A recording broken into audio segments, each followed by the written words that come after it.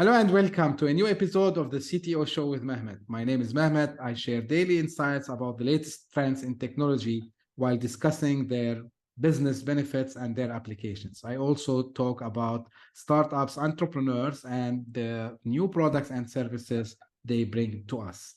Today, I'm very pleased to have with me Dave Sobel, who is joining me from Washington, D.C. in the United States. And Dave is a very, I would say, experienced technology guy. But of course, I will leave it up to him to introduce himself. So Dave, introduce yourself and the services that you offer.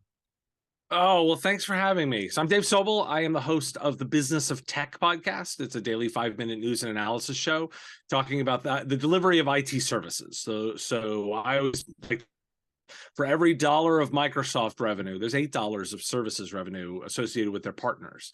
And I focus on the $8. I come from the space. I ran a services provider myself for about a decade. Was a community guy and Microsoft MVP, wrote a book, launched peer groups in Europe, like all that kind of stuff. And then sold that business, worked for software vendors for about 8 years, sold the first one to AVG. We sold the second one to SolarWinds. And I then started this endeavor to change the way we talked about IT services and the kinds of coverage that it happens. And here I am for 3.5 years later. Cool. Did you say like 5 minutes every day? Is that right for the podcast? It is. I aim for 5 minutes every single day. Okay. So some people told me you are crazy because you decided to do a daily podcast, but I'm happy that I'm not the only one doing this. Although like mine, it's not only 5 minutes, sometimes longer, like especially when I have guests with me. So Dave, can you tell me like what was your, I would say, main motivation to start the podcast? Well, the podcast came from a view of the media space that deals with IT services that sort of says there's not enough industry expertise covering this space in a way that's actionable for those business owners. I spent a decade doing that business, and I spent another 8 years selling software to it. So I spent a lot of time thinking about how they work. And when I went and look at kind of the media, I always draw this sort of triangle, and I say there's the technology press, right? So The Verge, CNET, the kinds of, and they love Silicon Valley, they love startups, they love venture funds, they love IPOs, they love gadgets. They're kind of like allergic to services. And then you go to the business side and you've got, CNBC and the Wall Street Journal, same kind of rap, right? They like consumer tech, they like IPOs, they like the stock market, they love venture funds. They're like allergic to services firms. And then when I go to I look at the ones that are specifically in this area, in this niche, they're very voice of the vendor, right? They're very focused on the technology vendors that sell to them, not the view of the provider to their customer. And there's kind of like, if you're a traditionalist that comes from the IT channel and IT services, you understand that this technology flows through these services companies. So there's two sides to it. There's the vendor side, the vendor to partner side, and then there's the partner to customer side. And they spend all their time on this side and not enough stuff on this side, the part that actually makes the money. Like the part that's actually the most important, because if you're not serving your customers' needs on your customers' terms, well, then you're not relevant to them. And I said, well, I could complain about this problem, or I could do something about it. Cool. Honestly, like this is the same, I would say, motive that drove me also to start a podcast, because especially in my region, there's a lot of business focused podcasts, or a lot of other niche podcasts, but in the technology space and relating that to also the business. So I'm not saying I'm the first one, but also like this is kind of education for customers or for anyone who's interested in tech to know what's going on in the market. Now, yep. I told you like MSP is something that personally, it's a business model that I always, wanted to understand more. But you have something special because you work also in the vendor side, as I did as well. So how did you see this difference from between MSP, vendor side, and overall, like your perspective on the IT service industry overall? Like how do you think it was, how it's doing now, and where it is going in the future? So there's a lot to unpack in that. So I love the core value that I've always loved about what I do, what I've done since day one, is helping customers be effective with technology. Like, I think that's that core statement, that core value is as relevant today as it was 25 years ago when I, that bit is a constant. But what I will also say is that it has gotten both more capable and more complex at the same time. Getting the DeLorean, right? And we go back to the future, and we go back to, the late 90s or the early aughts. And focus as a technology provider was providing the technology. You went from customers generally not having anything to having something, or the very basics, right? Like they had, the basics of hardware and software, and that was enough. And today, you actually generally assume they already have those bits. Like, there's not really any customer now that doesn't have some technology, right? And it's probably much more robust than what we would have talked about 20 and 25 years ago. But more importantly, they can do so much more, right? The cloud enables so much more. You can sign up for cutting edge technologies just with a credit card and a subscription. But all of the needs are also that much more complex. The idea of security 20 years ago was fighting code red and making sure you just weren't down, right? And now it's, complex extortion run by criminal organizations that can, that you need insurance against, that there's compliance, there's legal challenges. There's just so much more complexity. And so I say, like, it's way harder to be in this space than it's ever been before. That doesn't mean that it's not a great space and that it's not, you can make a good living out of it, you can build good businesses in this space. It's just way harder. And there's a lot more you've got to be good at and a lot more risk. And I think we need to have much more nuanced conversations about that. Cool. And actually, I want to add to what you said about the risks, because I shared a couple of times, whether before I start the podcast or after I started it, that MSPs usually are part of a bigger supply chain. So when it comes to cyber risks, do you see it like something on the rise in addition to the other challenges? Do you think it should be the number one priority to focus on the cybersecurity space for MSPs? So the answer to this is not as simple as yes or no. Is it the number one? Like, I hate the cybersecurity space. Like, I actively loathe it. It's kind of gross. Like, I don't want to spend my customers' money on cybersecurity. Like, I just don't. It's a bottomless pit you throw money at, and you'll never actually get to quote unquote secure, right? Because every actual nuanced conversation about security is about risk management. And I could throw infinite money I get this and never actually eliminate the risk. Well, that's kind of a horrible problem. Like, it's awful. Now, I'll also then caveat to say, I'm not crazy, right? I'm not like saying like never spend money on security. What I'm just sort of saying is it the top thing? No, the actual top thing is helping customers grow their business. I actually want to spend my time on revenue generating activities for customers. Now, I'm not crazy, and I know that I have to protect that revenue, and I have to make sure that they are not in a position where it's stolen from them or it's taken from them. And so it is an integrated part. But at the same time, I don't even want to say like it's the top priority, the best priority, because it's I wish it went away. I wish it wasn't actually something we did. And I oftentimes push back and I say, I want us as technologists to ask better questions about how we can make this problem actually be harder for the criminals.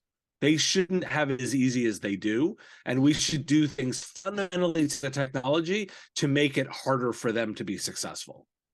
Well, that's a very interesting, I would say, opinion, which it opened the door to the other question that it brought to my mind very quickly. So I agree with you. Like it's again, it's not about just spending money for the sake of spending money.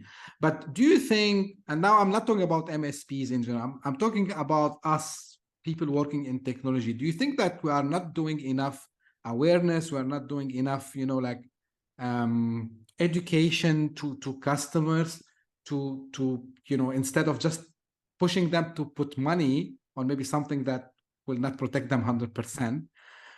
Where do you think is the gap here? Well, so the answer is sure, we're not training them enough, right? Like, okay. But actually trying to push the burden all the way out to the user. And I look, again, I'm practical. I'm in the real world, and I would say, yeah, of course, you better be doing a good job training your users, right? Human engineering, and social engineering is the #1 threat to businesses, and you really do need to be doing your bit. But why aren't we having smart conversations about the core technologies themselves? Let me take, for example, SMTP, right? We've had this mail protocol for 40 plus years. Yeah. Why don't we have a version that has identity in it? Like, why are you even able to send any old random anonymous email that's spammed and phished? Why do we allow that? Right. And anybody's and let me say, it's well, SMTP, it's a standard, it's been around. Yeah, so was SD television, and we got rid of that. So was AM radio, and we got rid of that. Like, there's a long list of old technologies that we replace with new technologies because they are better and do the job better. But oh, heaven forbid, SMTP is sacred and we can't touch it. What? Yeah. Like, well, maybe there's a lot of people making money off of the fact that SMTP isn't that great, and maybe that's why we're not actually taking the time to fix it. Why don't we actually ask the disruptive questions of this? I'm not saying this is not an or, this is an and.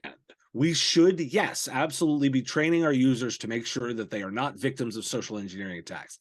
And we should be creating environments for them that are more secure by actual engineering, and get rid of technologies that do not allow us to do that. Yeah, that's I have to agree with you, right?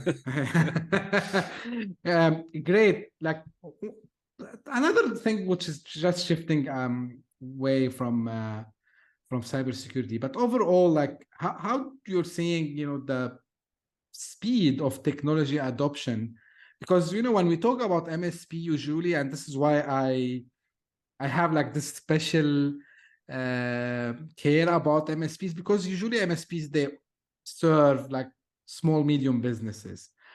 How do you see this as like important when fast technology adoption for these businesses that might not be be able to get these big tags and all these things? So what's your take on this?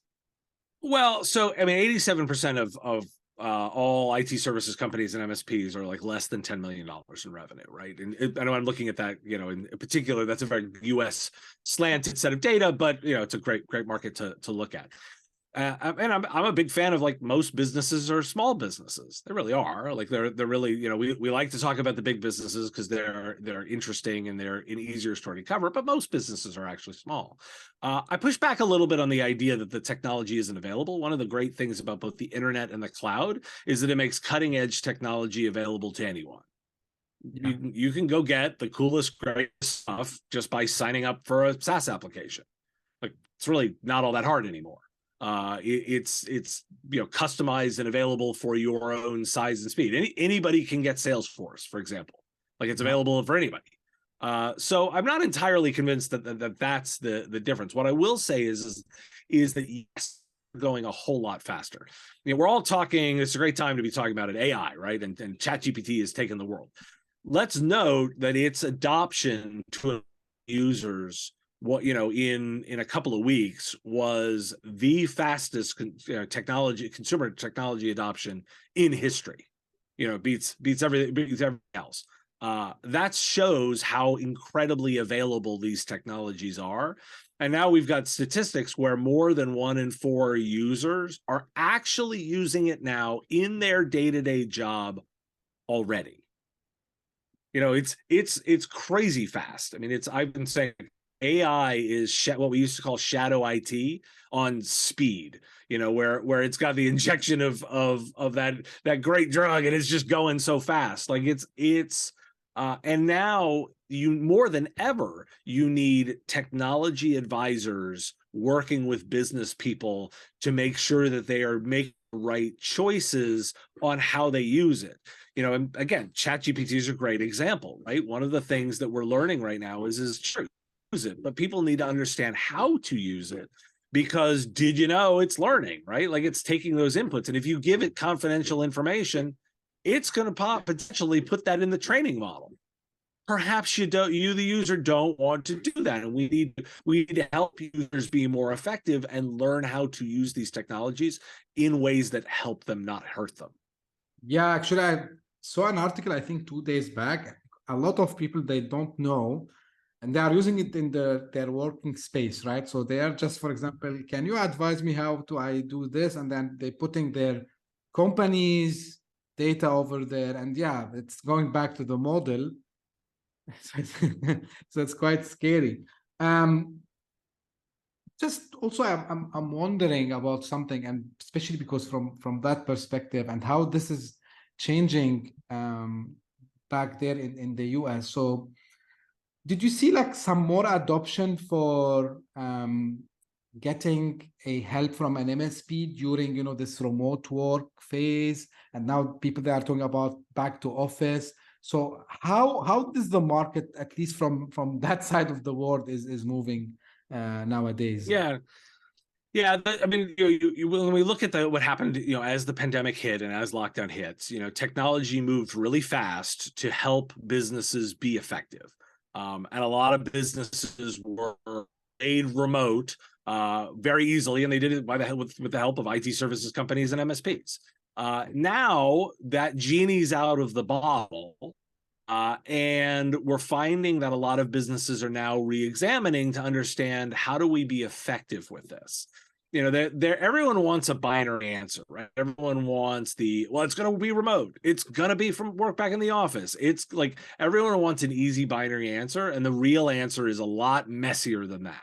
It's actually going to be the yucky middle of humans in the middle figuring out the right way to do it. I live here just outside Washington, D.C., and I'm watching the federal government figure this set of moves out, where they figure out, how much of their people are going to be in, how much of they're going to be out. And you want it to be like easy, like, oh, they're in the office. No, what's actually happening is teams are figuring out the ways to be effective, what makes sense for individual teams, for individual people, for individual organizations. And they're coming up with a messy middle. Some in the office, some out, what's most effective for the task. And what I want people to be looking at is the core principle again. I said it earlier, you want to help businesses be effective with technology. That is finding the best way. And in this case, it's going to be kind of messy. It's going to be about using the technology effective, not 3 days in, 2 days out. That's arbitrary. That isn't an answer. That's just trying to oversimplify it. Yeah, that's pretty much logical. When I was, you're checking your profile, I figured out that you have wrote a book actually, about virtualization. Is it the only book that you have wrote, or do you have other publications as well? Only one that I've got out. I might be working on another one, but I have nothing to announce. Yeah, I wrote the one book. When I started using virtualization early in my, in the SMB, in 07, 08, using it in production environments, and found that it was really an effective way. It was a step before cloud.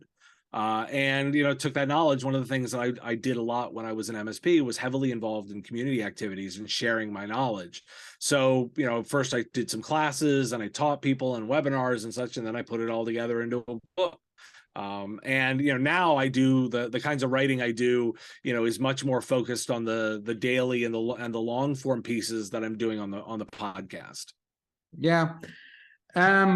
Also something I should have asked you at the beginning, but with this fast pace of technologies changing from day to day, like, what are the resources? And this is maybe an advice for people who are going to be watching or listening to us. Like, where do you think they should be looking or putting their attention to stay up to date with the latest technology?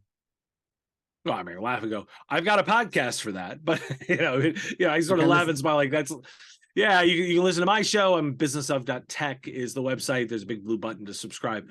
I also think that one of the things that I focus on heavily is telling my listeners that you need to actually focus on two parts. You need to focus not just on keeping up with the technology, but you need to also be keeping up with what your customers' pain points are.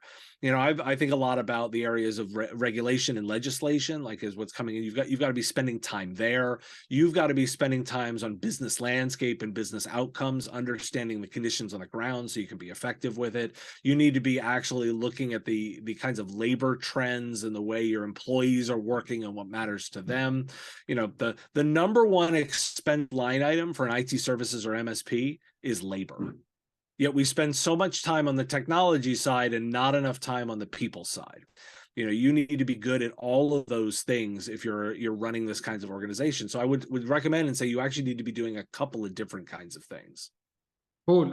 This is my approach, honestly, because I always tell fellow technologists, I would say, that you need to understand the business. I was one of the people, I'm talking about maybe 15 years back. No, like I'm the technology guy. I don't need to care about that. But, of course, I discovered later that I need to understand, because you mentioned something like a few minutes ago about how I can use technology to generate revenue or increase revenue, how I can use technology to streamline a business process, how I can use technology maybe to maybe we are doing good job now, but maybe we can still optimize that, or maybe we can reduce a risk of losing money. So 100% I'm on the same thing. The last question for you, and this is a traditional question I ask everyone, like, what do you advise usually? Because I'm trying to target professionals and I'm trying to target also like business people, technology people, but I'm also trying to give back and give advice for people who are just, starting their way in their professional life. So what do you advise them to know about the IT industry in general, and specifically in the IT service industry specifically? So for me, I think that the biggest area that I would want to know when I was starting my career is what a big area of opportunity it is to lean into what we just talked about there in terms of the business outcomes versus focusing on the technology. Customers do not care about how shiny it is. What they care about is how effective they are with it and how it makes their lives a little bit better. And so the more you lean into that, the more successful you will be. And in fact, I talked about that sort of tension between, the vendors that you're working with and the customers that you're focused on. Lean as much as you can towards the customer. The rest will follow by doing that. It's easy to fall into the trap of talking about the vendors and the tools and all of that stuff. That is not your most effective use of your time. The most effective use of your time is leaning into your customers. That's a great advice, I would say. So where listeners and the viewers will be able to find, of course, I will share the links, but if you can, mention that to us, Dave.